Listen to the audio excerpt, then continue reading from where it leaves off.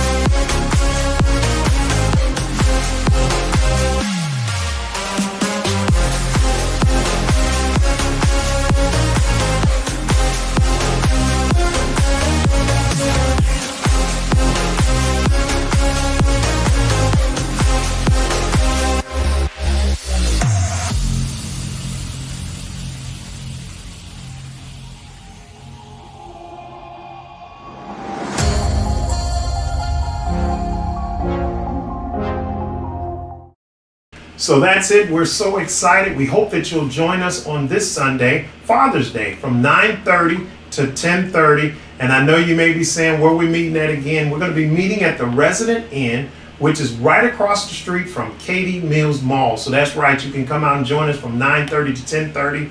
Dads, you can go out right after that, go and get a great breakfast. We've got some great restaurants around there. You got Red Lobster, a few other places. And Dad, you know, once you eat, you can go right across the street to Katie Mills Mall and you can walk off your lunch as well. So join us this Sunday, 9:30 to 10:30, our first listening service and worship as we begin to re-engage for our brand new church plant. Again, it'll be at the Residence Inn Katie Mills at 25401 Katie Mills Parkway in Katy, Texas. It's right across the street from the Katy Mills Mall. So if you're coming in from Houston, you can get off at 10. You can get off at Pin Oak or get off at 90, and you're right there. Come around by the Katy Mills Mall, and you're right there with us. It's 9:30 to 10:30. We call it the Hour of Power, and we will be meeting there every Sunday starting this Sunday from 9:30 to 10:30 a.m. So come on out. We are casual, so you can come on out dressed and be prepared to enjoy the rest of your Father's Day. We're really looking forward to seeing you. We'll have some continental refreshments for you as we begin this conversation back, as we begin to worship, pray, and continue to move forward with our church plant. So again, we're looking forward to seeing you on this Sunday. Now, again, real quickly, some things that we always do. Number one, we hit the share button. We're helping our friends, family, co-workers, everybody we know understand who they are and whose they are. Why?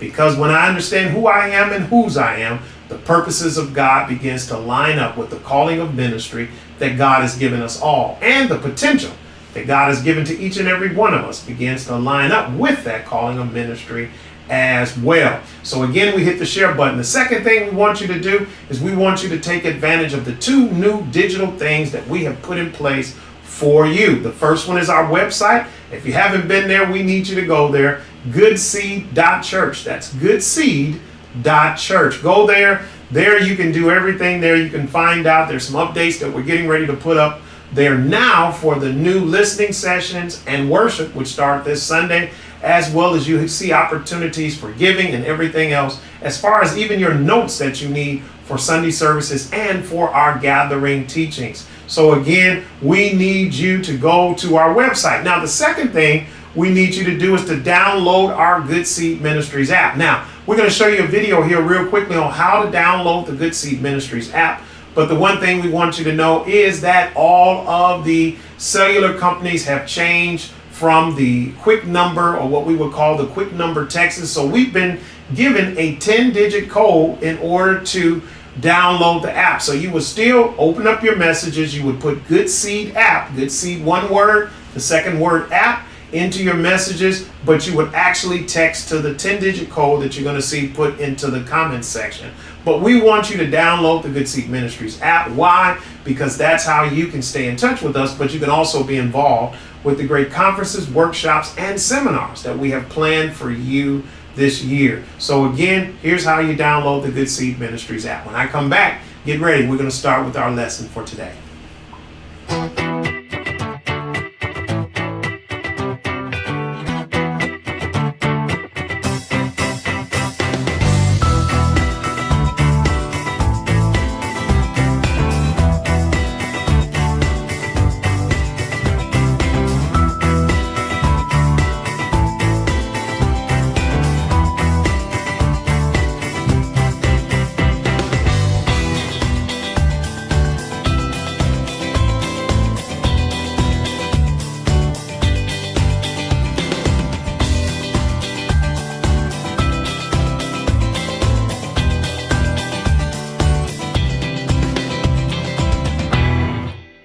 Now that's how you download the Good Seed Ministries app. Again, we're going to be putting that number in the comments section.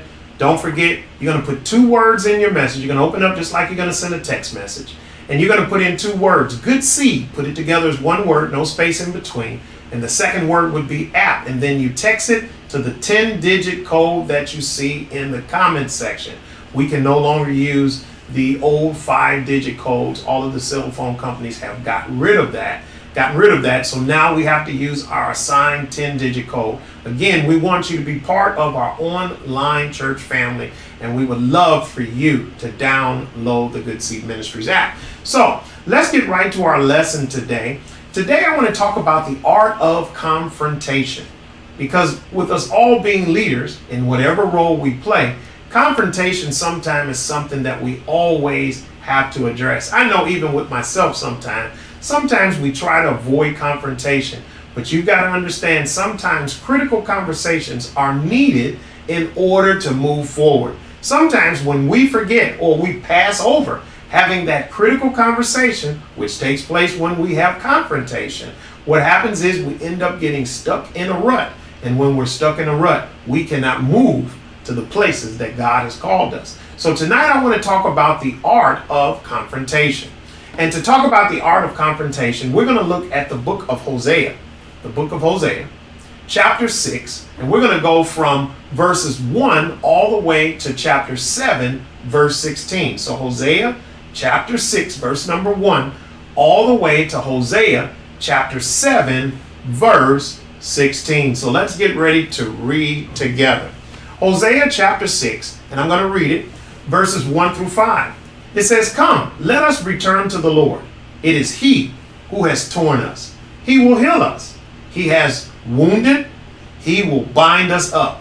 In just a couple of days or 3 at the most, He will set us on our feet again to live in His kindness. Oh, that we might know the Lord. Let us press on to know Him, and He will respond to us as surely as the coming of the dawn or the rain of the spring, of the early spring." Verse 4, "O Ephraim and Judah, what shall I do with you?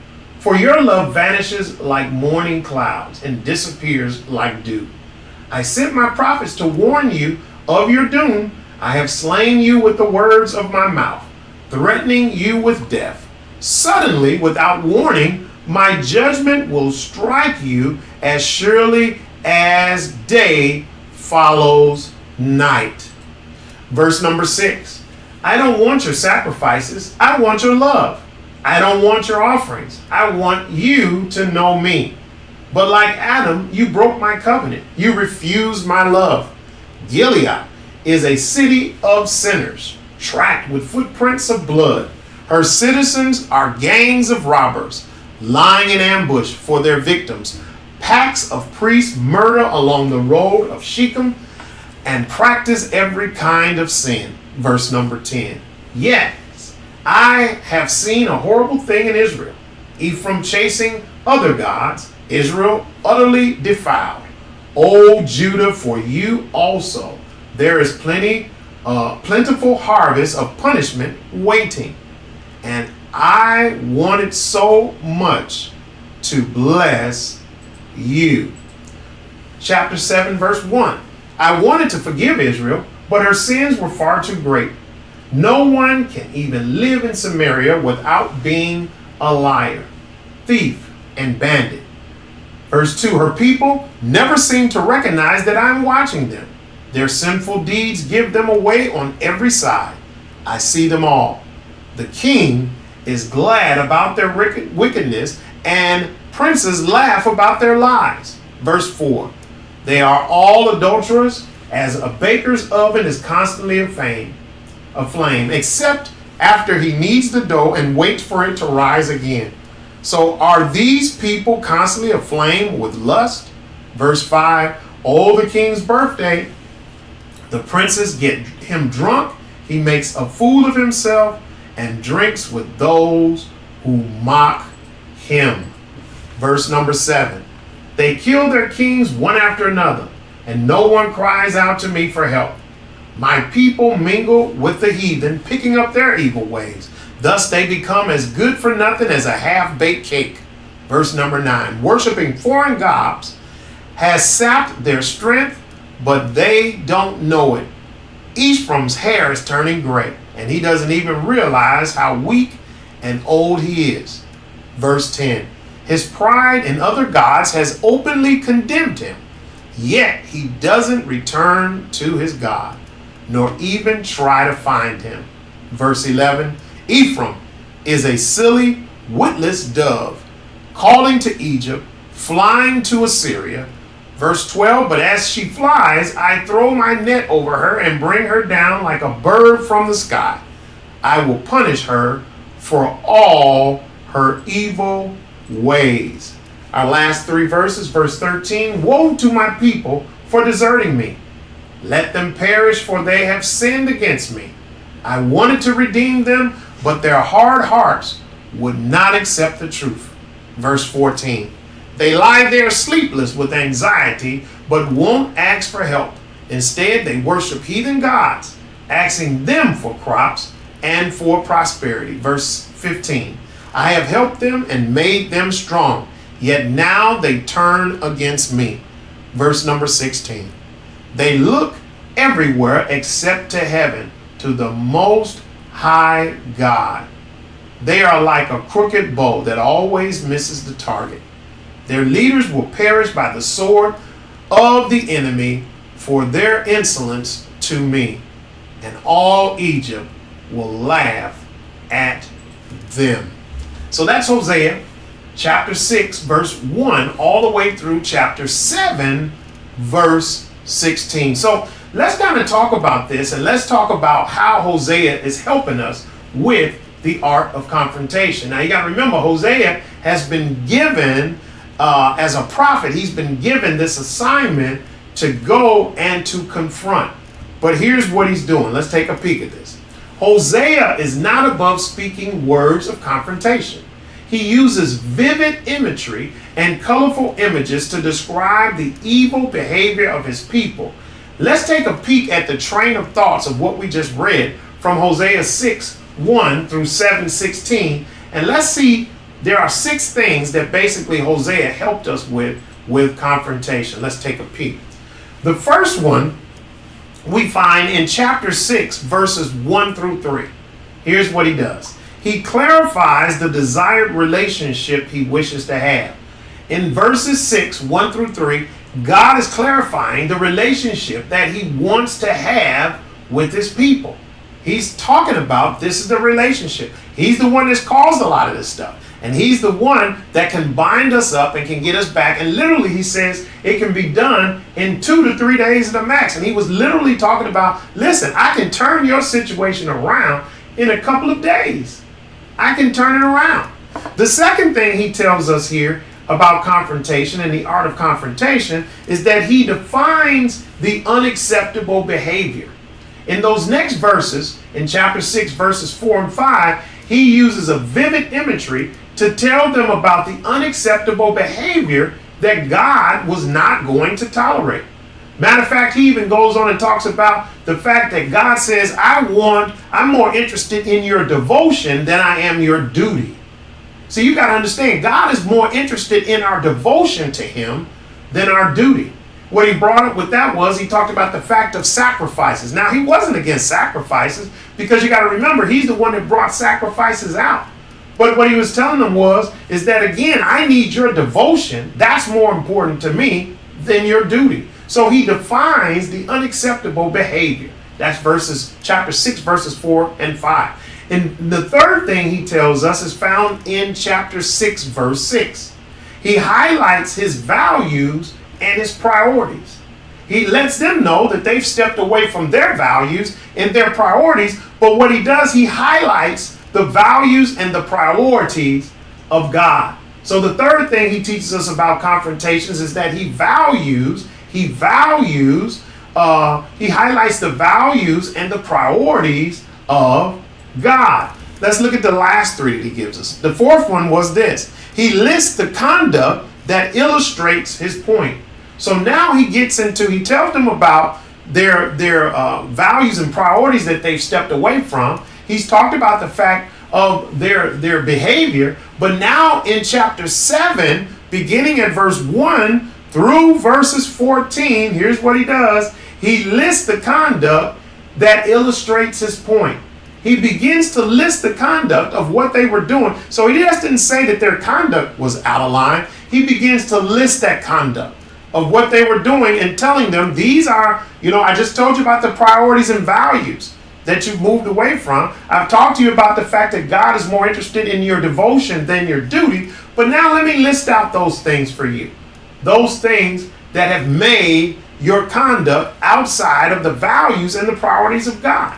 But then in verse 15, he begins to really hone in on where they need to go. Remember, it's the art of confrontation. He's confronting them in a way that they could do nothing but understand what he was saying.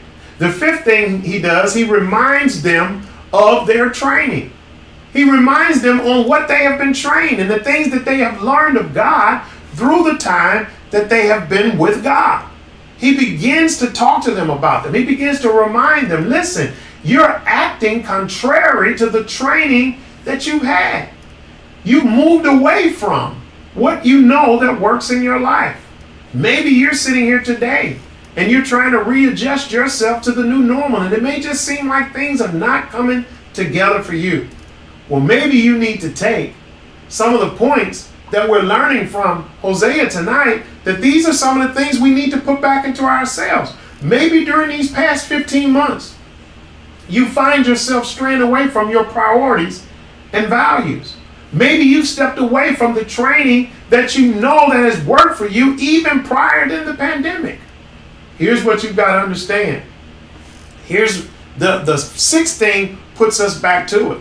The sixth thing in verse number 16, he ends it with this. He declares for them the consequences for their behaviors, for them stepping away from their priorities and values. He talks about that, and he says there is a consequence for those things. And so these 6 steps we find from Hosea. Now I want to give you something that you can continue to look at with this. What we find is for the next 6 chapters, Hosea continues to detail the people's unacceptable conduct. If you want to continue to read, start reading. And then what you'll find, the next 6 chapters, he goes on to talk about this. He talks about their unacceptable conduct. Then in chapter 14, he offers words of restoration. God is now in the process of offering words of restoration. God loves us, and he does not want us to stay in that position. So he offers words of restoration. All good confrontation always ends in the hope of restoration. So you never want to bring something, you never want to confront somebody unless your goal is hope of restoration. Many times the reason why we move away from confrontation is because we do not keep in our minds and in our hearts the hope of restoration. That we're not just going to confront them just for the fact to confront them. We're going to confront them for the fact of changing of their ways, but we also have a hope of restoration. And when you have that hope of restoration in your heart, what it does, it makes it easier for you to do like Hosea in those times of confrontation.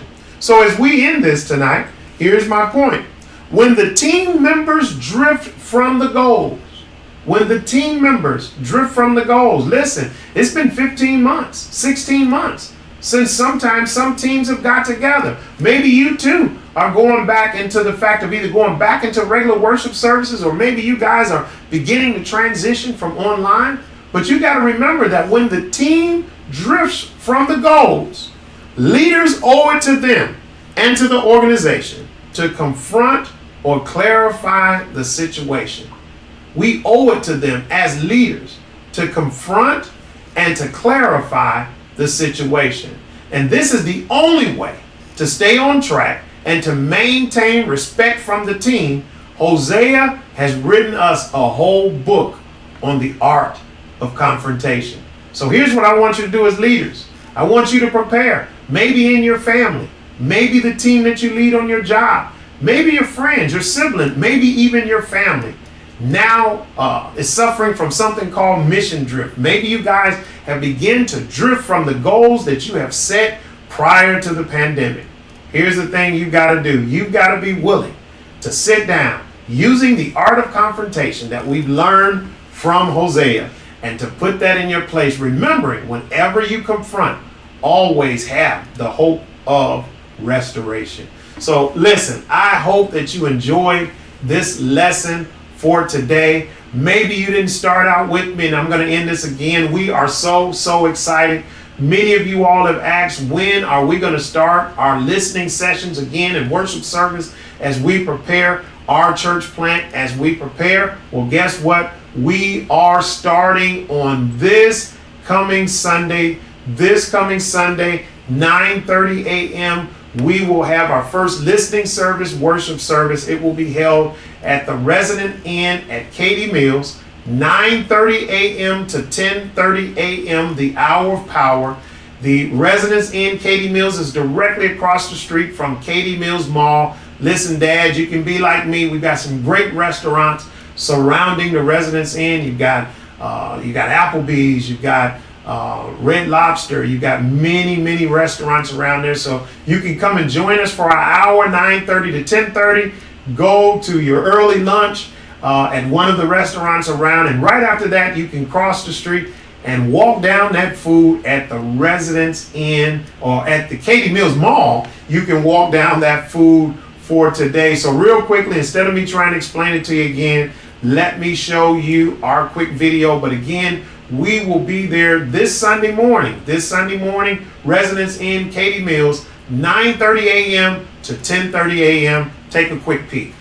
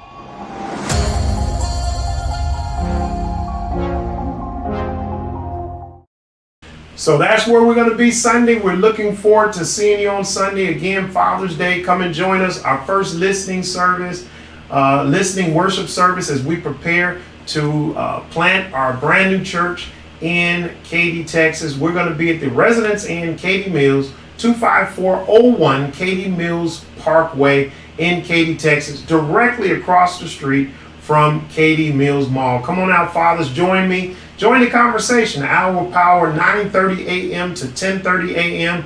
Right directly across the street, around the hotel, are some great restaurants. Go ahead, enjoy your early lunch with your family, and right after that, you can cross the street and go to Katy Mills Mall and walk off your meal.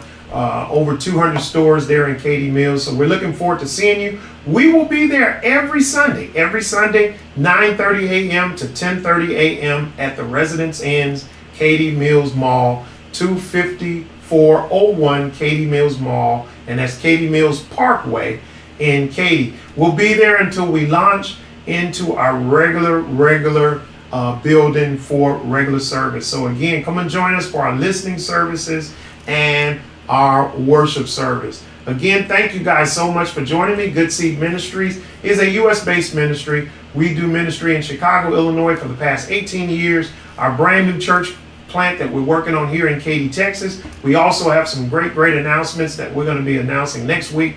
We've actually got 2 church plants that will be starting on this year, one in the state of Mississippi as well. So on next week, we'll be talking about that. I'll give you an opportunity to meet our pastor that will be in our Mississippi church, as well as our campus pastor, our new campus pastor for the Chicago church as well. So again, you can support Good Seed Ministries. It's real simple to do. You can do it through our website by hitting the donate button. You can also do it through the app, and here's how simple you can do it.